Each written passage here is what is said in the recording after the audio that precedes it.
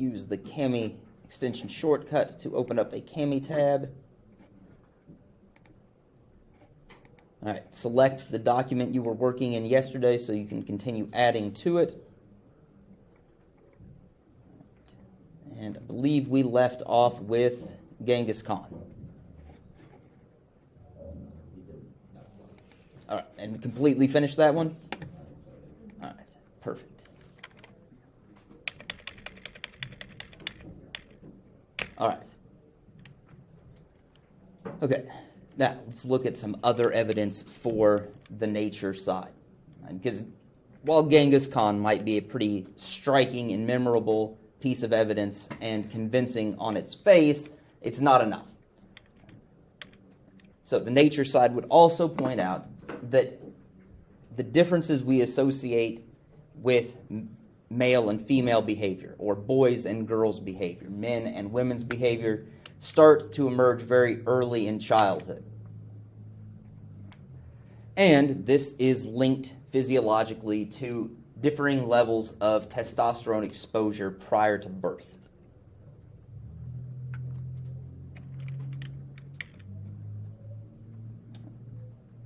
So yes, we're talking about testosterone that a fetus is exposed to in utero or in the uterus. And this is then further connected to behavior in ways such as young males tending to prefer playing with mechanical toys. And young females, by contrast, preferring to play with social things. So dolls, for example.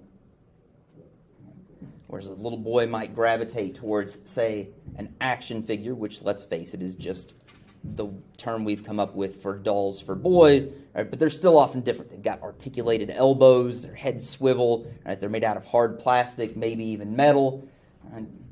Whereas the social play preferred by young females leads them towards stuffed animals, stuffed dolls, as well as playing house. Right? And when they do play with a doll, they often do nurturing things. Cradling it in their arm, trying to feed it. My kids tried to burn through my girls' untold dollars worth of actual diapers, putting diapers on their babies. So these are the things they do. Now, I don't want to suggest they're good at it. Any of you have like young children around, right, little girls, they will care for a doll and they will like drop it down a staircase. Right? So, I mean, it's not that they're good at this, or they will drag it around by its hair. Right? They're doing the best they can. Right. And part of what tells us that there's a difference is when scientists that study this are able to determine that a young female child was exposed to unusually high levels of testosterone in utero or in the womb, they end up making play choices much like boy children.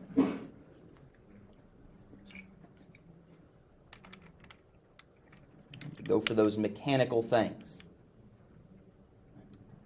And this remains consistent even if the people caring for that child try to encourage them to play with so-called girls' toys. Right? So instead, stop playing with that action figure, stop playing with that truck, play with a doll.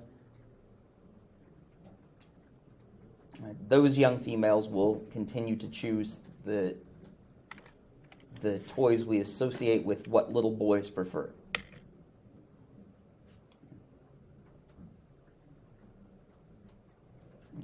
And scientists on the nature side see even more convincing the evidence that monkeys, little baby monkeys, and older monkeys too, make the same kind of different toy choices as human children.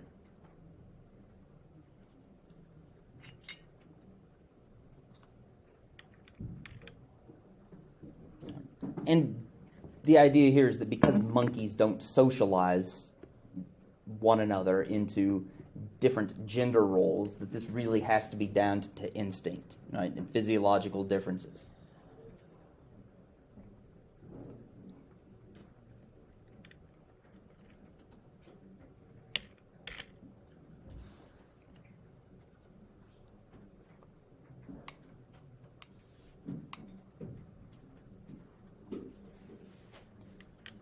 And remember, this comparison of humans to monkeys makes perfect sense for the nature side because their argument is rooted in evolutionary biology.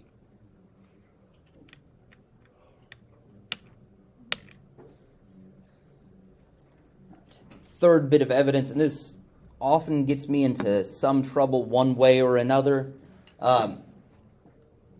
Statistically speaking, and by that I mean in general, males typically have more physical strength and are larger than females.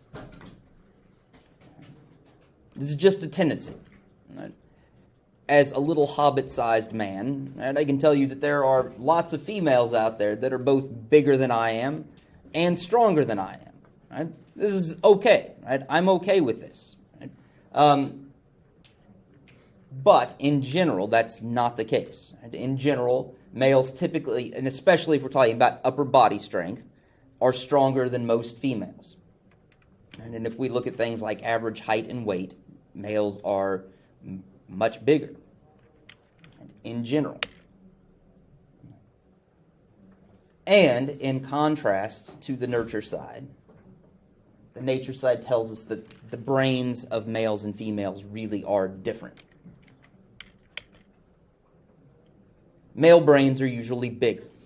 Now, don't go getting big heads about this, guys. Pun intended on that one. Not very clever, but it's all I've got.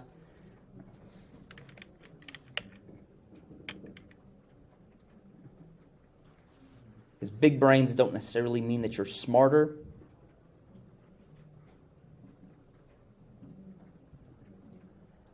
And the way neurons connect different parts of male and female brains are different as well. Men have more neural connections running from the front to the back of their brain and vice versa.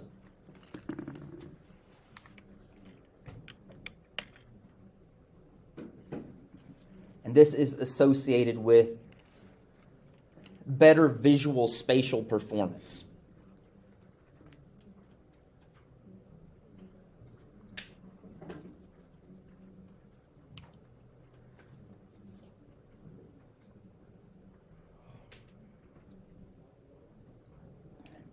Visual spatial operations could be things involved in like sports, but also things like engineering, those kinds of skills.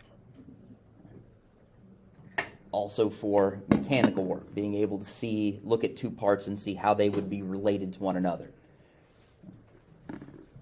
Which, of course, again, also lends itself to engineering, being able to see how different gears would work together, different physical properties, and therefore designing stuff. Now, also, you may, at this point, you get to the end of the list, you feel like I'm playing a game of which one of these doesn't belong, but also, for some reason, management consulting. And again, this is a pun, and I don't know just a better way to do this. I guess it could be seeing the big picture, right? Getting how different ideas of parts of a company work together.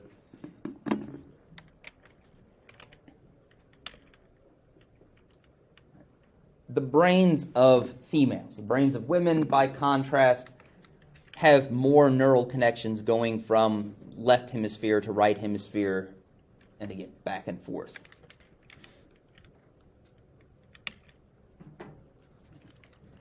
And this, nature side scientists tell us, makes them better at intuition.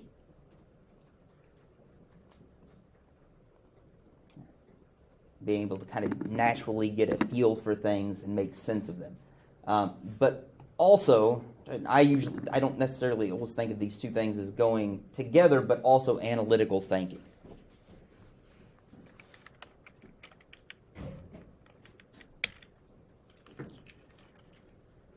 And nature side scientists tell us that this makes the female brain better for accounting,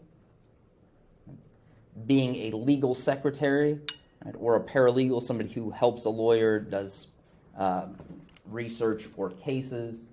The social sciences, right, which would be sociology. And now you guys are just feeling like you've been cheated because you've got a male teaching you a subject that clearly a female brain would much better grasp. right? And details-oriented management jobs, right? Like logistics, like maybe managing a FedEx warehouse. Right? Sounds glorious, right, Lydia? Your brain is designed to manage a FedEx warehouse. Congratulations. Meanwhile, Maverick, because he's got a male brain, he gets to be a management consultant, right, and go tell Fortune 500 companies what to do. So I realize as we put out these lists, and in the past, some of my female students have been kind of perturbed by this list. I did not make this. This is what the nature side comes up with. Right? Some have noticed that, just as with my hypothetical examples of Lydia's future career versus Maverick's, that management consulting is the glorified and very high-paid job, whereas being a logistics manager is a solid career, but not as flashy and certainly doesn't make as much money. And the same right here is like, well, if I can be a legal secretary and a paralegal, why not a lawyer? I don't know, right? But that's what the nature side finds. Maybe because females supposedly lack the tendency towards social dominance that makes them good in the courtroom. I don't know. All right, whoa, I think we just got a repeat there. Yeah, we do. All right, and here is kind of the cartoon that symbolizes some of this, especially the different details-oriented versus visual spatial. All right, little boy, little girl get the same model airplane kit. The little boy does nothing with instructions, just imagines what it will look like when it's finished and makes it happen, whereas the little girl reads the instructions and puts stuff together. Right? They both end up at the same result, but they get there by very different means.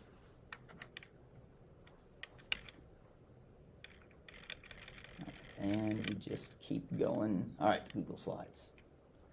All right, now on for the nurture side. All right, which means we need to switch notes documents.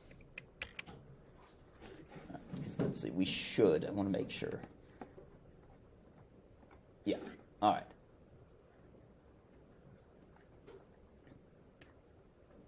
Let's see. Okay, turn in your notes for this assignment. All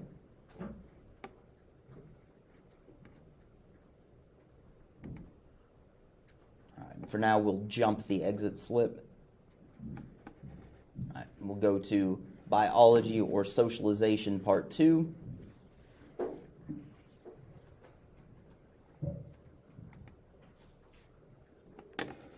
Download the doc. You don't need to open a new Cami tab. You can just go back to the one you already had open, drag and drop. You should not be prompted about a previously annotated version. We're going to pick up here. I don't think we'll get to the Pear Deck, so we won't need to do that yet.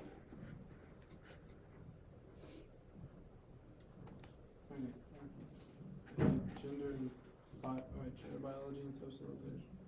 Yes, yeah, you're going to be looking, and sorry, it's chunked up like this. You guys just got through the continued part faster than previous classes have done.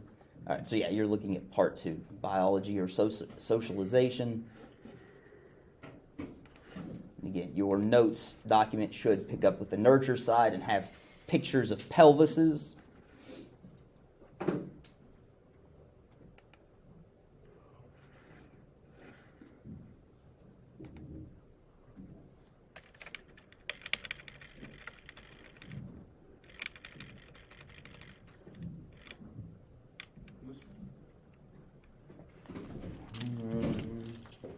No. Go back here to, because that's still part 1, so go ahead and submit your assignment and then click next.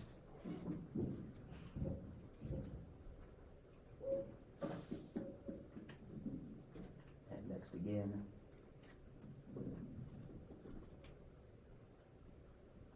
That one. And that'll be the doc that we use.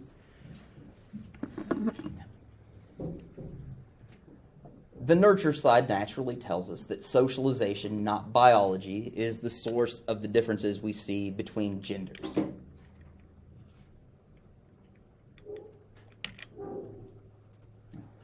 And the reason for this from the nurture side is that biological differences are really minor. there are a limited number of physical differences. Sex organs are different between the sexes.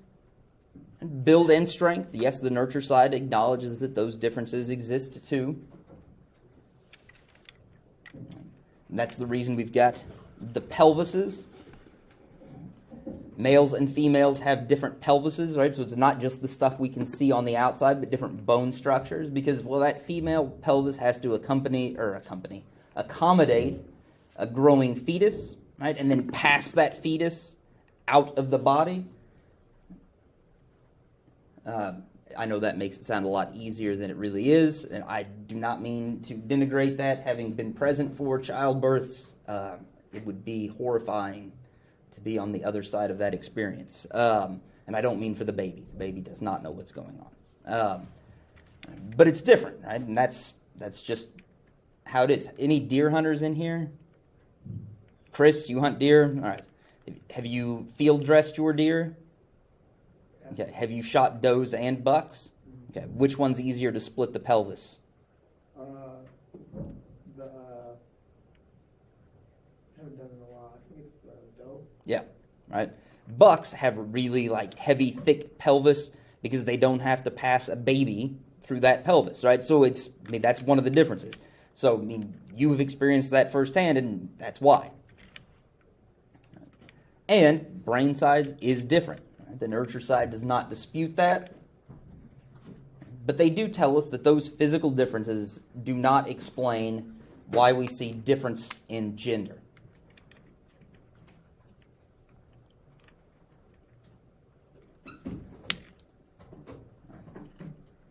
Even those differences in the brain.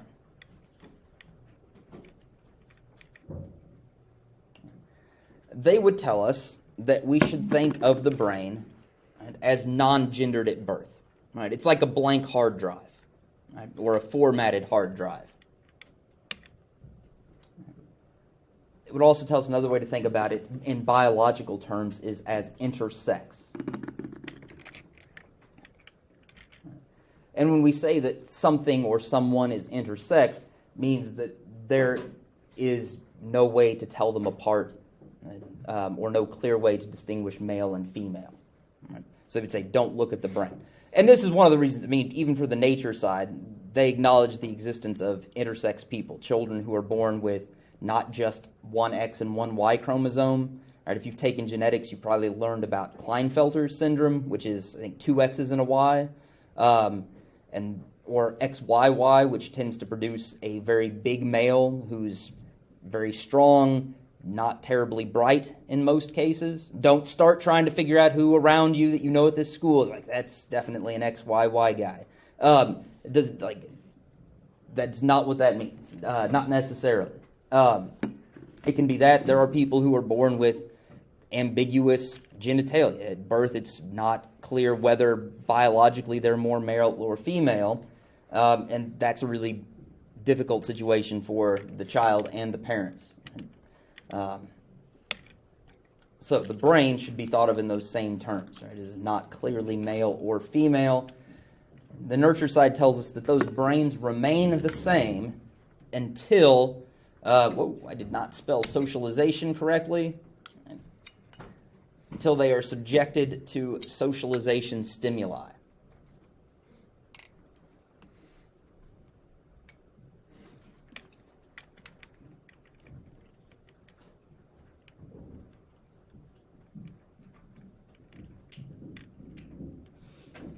You guys ready to move on? Still hear some clacking.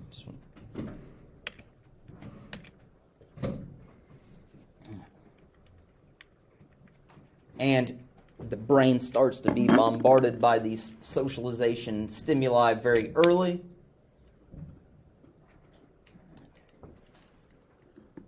Well before a child has reached the second half of their first year, they are able to distinguish men from women.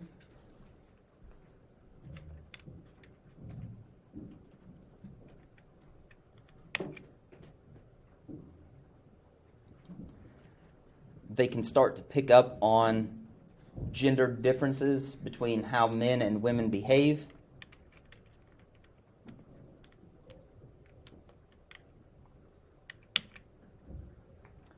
And for the nurture side, that means gender socialization has already begun.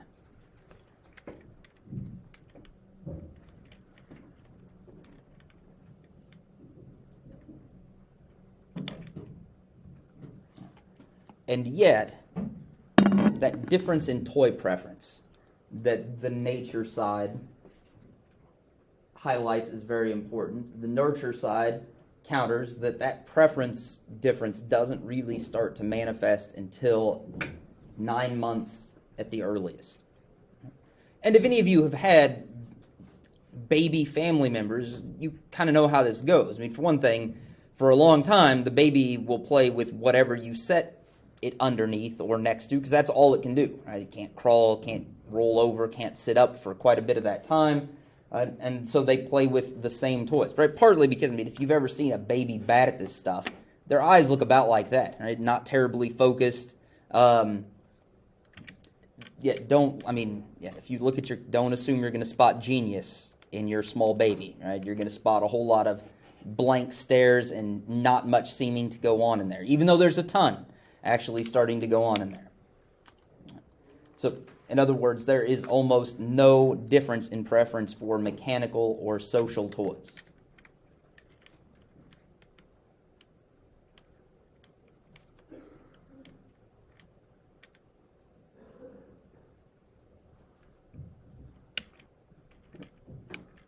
You guys good to go? All right. Once those differences start to begin, socialization forces quickly reinforce and amplify those differences. A lot of times this is due to caregiver feedback, even if it is subconscious. And in many cases, the evidence suggests that it is subconscious.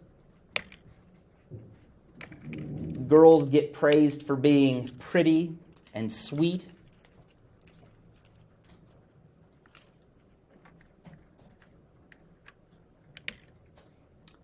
Boys, by contrast, are praised for being strong, rowdy. Oh, such a rowdy boy. All right, well, it's 6 months old and they can't even really do much more than sit up. So I don't know what rowdiness you're interpreting, but go on.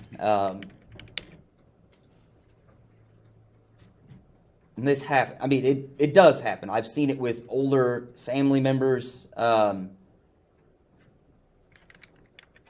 I don't do it as much. This is not necessarily, I'm not trying to push any kind of agenda here, but I just don't like people who aren't independent and can think for themselves and who cry and shut down and whimper and want other people to do stuff for them. So I'm not probably the most nurturing parent. And if you're like, well, that's just because you're a man. No, my mom was kind of the same way. None of these are universals, but these are how things tend to be. Right? And then around age 3, right, this is where you start to see boys and girls splitting up. Right, you will sometimes see this referred to, I'm starting to sound like my other brother-in-law. You will sometimes see this referred to in child development books as the homosexual period. Don't interpret that to mean what it would mean at age 23.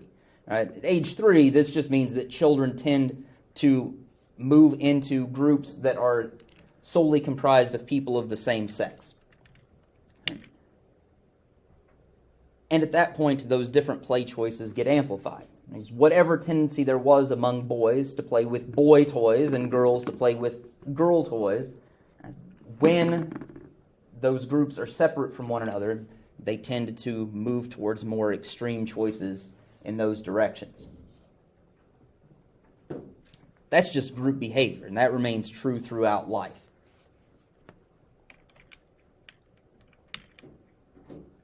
All right. And those identities start to get reinforced. Not at age 3, but I would say sometime around age 5 or 6, this is when you hear boys and girls start talking about things like cooties. Right? Does this still happen to you? Did this happen to you when you were 5 or 6? Chris, it did not happen to you? All right. Nobody? All right, Madison, people still talk about cooties? No, this does not exist anymore? Okay, well that's good, because it never made a whole lot of sense anyway. But, all right, often boys don't want to play with girls. They exclude them. I see this with my own kids. Right? I mean, when the neighbor boy comes over to play, the girls are just shut out. Right? They don't do things right. They don't tolerate being shot with Nerf guns as well as they should, and so they don't want to. And this, kind of to a lesser extent, the same is true with my girls. Let's go ahead and stop there. We'll pick up with mass media and advertising tomorrow. Should upload your notes, and that way we've got time to get back into the exit slip.